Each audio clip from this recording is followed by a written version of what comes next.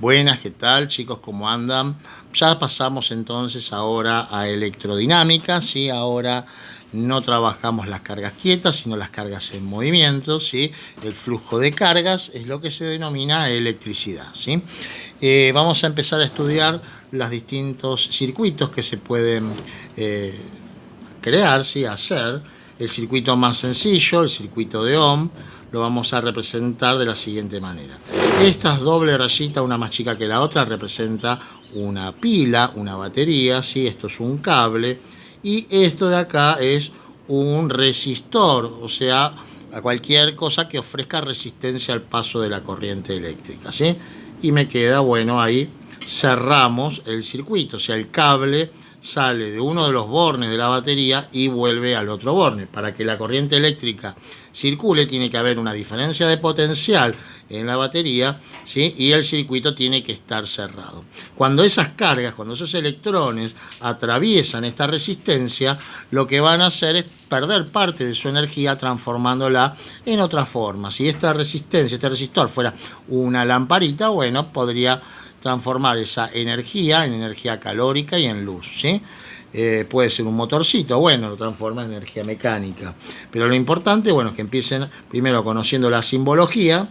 En UVA 21 los resistores lo representan con cajitas, ¿sí? O sea que esto sería de la siguiente manera, ¿sí? Así.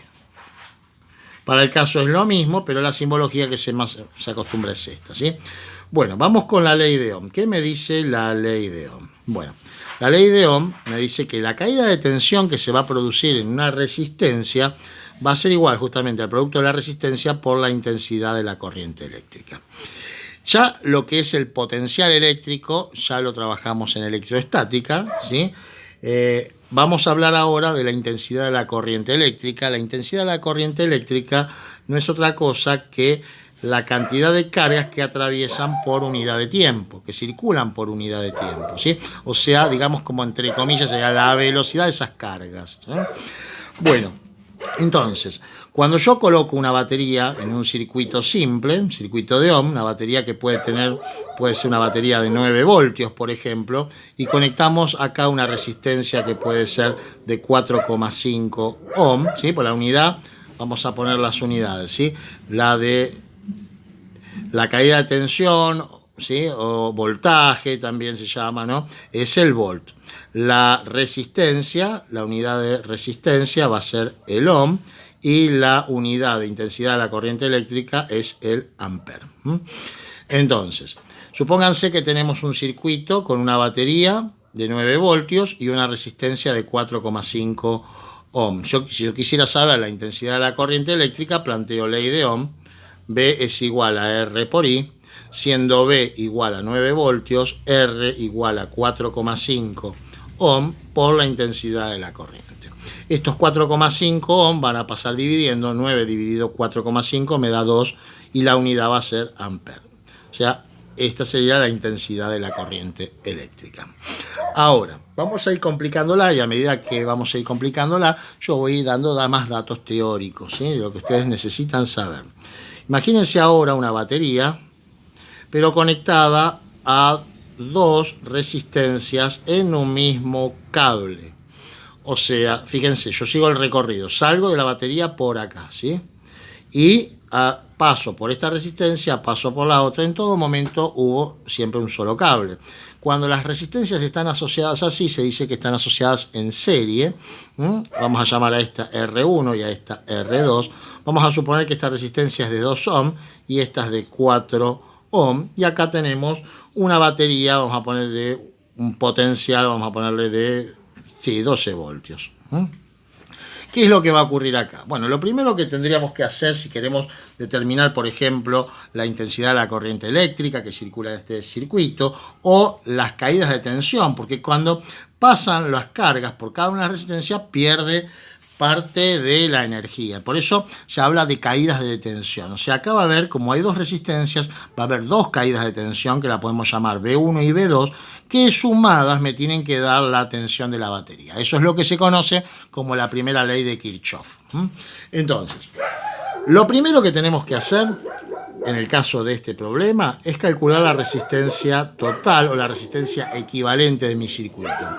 Eso lo vamos a obtener sumando en forma directa, ¿sí? R1 más R2. Si tuviéramos más resistencias, sería más R3, más R4, más la cantidad de resistencias que nosotros tengamos, ¿sí? En este caso, la resistencia total de mi circuito va a ser igual a 4 más 2, 6 ohm, ¿sí? Bien. Tenemos ya la resistencia total del circuito. Tenemos la tensión de la batería, que sería el total de las caídas de tensión que ocurren en mi circuito. Entonces, planteando ley de Ohm, podemos calcular la intensidad de la corriente. En lugar de B ponemos 12 voltios, en lugar de R 6 ohm, y I es la incógnita en este problema. Pasa 6 ohm dividiendo, 12 dividido 6 me da 2 amperes. Ahora, como yo les decía, tenemos en este circuito dos caídas de tensión que la vamos a llamar B1 y B2, ¿sí? Para determinar B1 y determinar B2 tenemos que trabajar con la corriente que circula, que atraviesa cada una de estas resistencias y con cada resistencia por separado. Entonces, para obtener B1 lo que vamos a hacer es R1 por la intensidad de la corriente eléctrica. B1 va a ser igual a R1, que son 2 ohm, por la intensidad, que son 2 amperes, me quedan 4 voltios. Ahí tenemos la caída de tensión 1. Ahora, si queremos calcular la caída de tensión 2, vamos a trabajar con la resistencia 2. B2 va a ser igual a R2, que son 4 ohm, por la intensidad de la corriente, que son 2 amperes, eso me da 8 voltios. Esta caída de tensión con esta caída de tensión, fíjense que verifica la primera ley de Kirchhoff, que sumadas ambas caídas de tensión, 8 y 4 me da 12, que es la tensión, ¿sí? El potencial de la batería. Así que bueno, por lo pronto lo dejo acá. A medida que vayamos resolviendo los ejercicios, voy a ir explicando sí qué pasa cuando las resistencias están asociadas en paralelo y también, si es necesario, cuando están asociadas en paralelo y en serio, sea circuitos mixtos.